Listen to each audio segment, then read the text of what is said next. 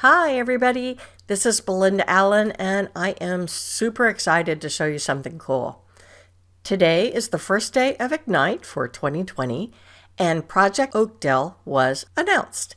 So what is Project Oakdale?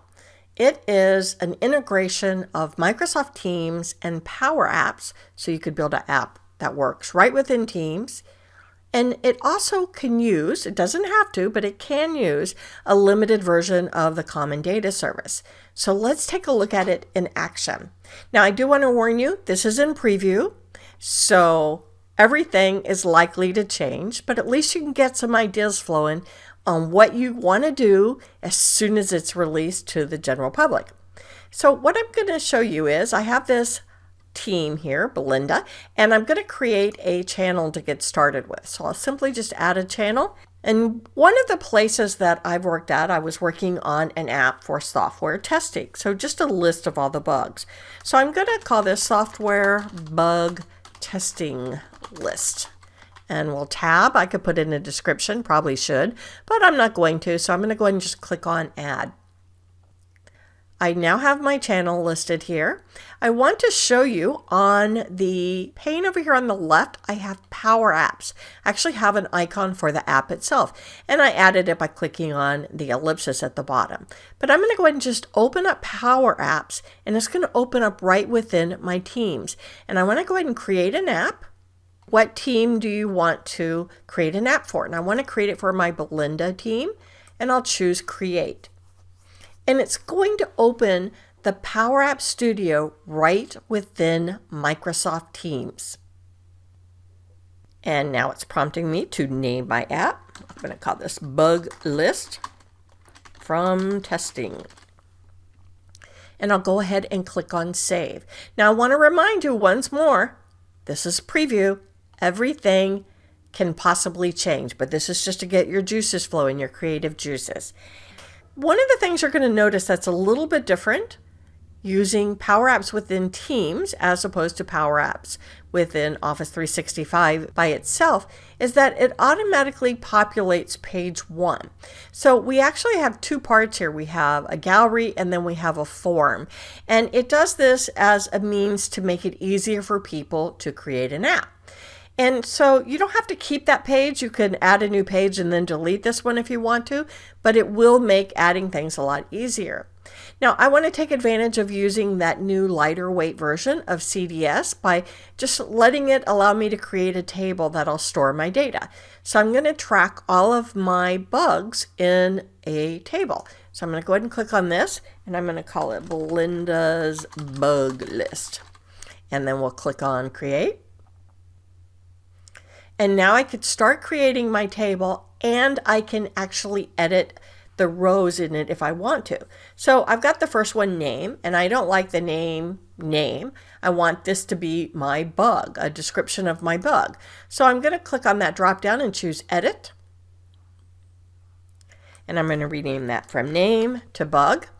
Because it is that first default field, kind of like the title field in a SharePoint list, I can't change the type, but I can change the link if I want.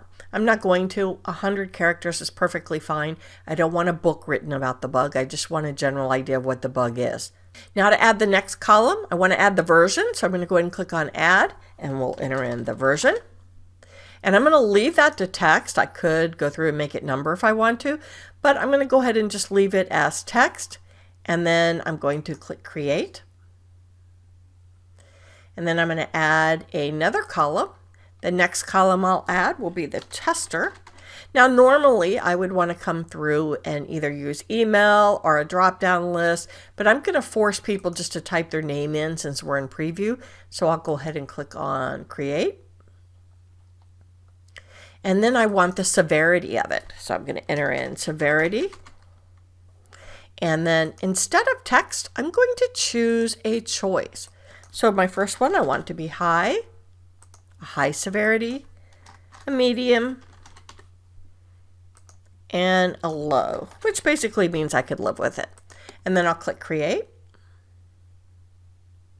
And the last thing I want to do is add a column of whether or not it's been resolved.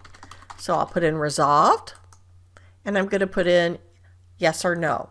and I want the default to be no.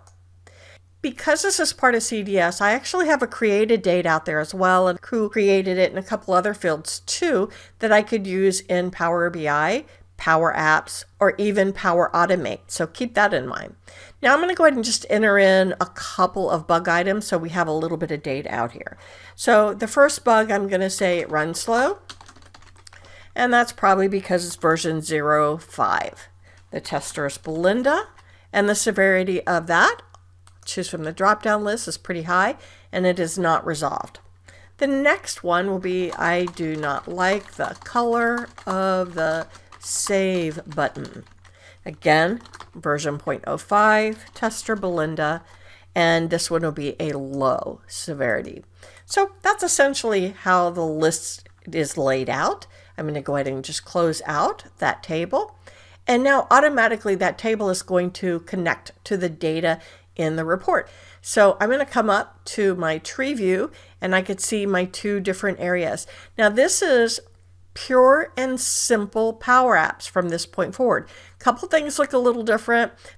If I wanted to make changes to some of this information, I certainly could. For example, on the gallery, I don't want a gallery that has an image. So I'm going to change it, make it a gallery that maybe has a title and a subtitle and a body. And then I can come into the fields, and for the body, I'm going to say, you know what? Let's make that the bug. And then for the title, I'm going to make that be the tester. And then for the subtitle, I'm going to change that from created on, or notice that wasn't even a date I used, to the severity level. And of course, now that I've done this, I can make other changes to it as well. Like if I wanted this severity level and whether or not it's resolved, I could come in and concatenate and so forth. On the right, I actually have my form, and I could make changes to my form too if I were so inclined. Let's take a look at the preview though. It did put these out of order. I probably want to make a change there, but I could take any one of these and edit the fields in it, or I could come out and add a new record. So I'm going to call this testers Belinda again. Let's set that to no.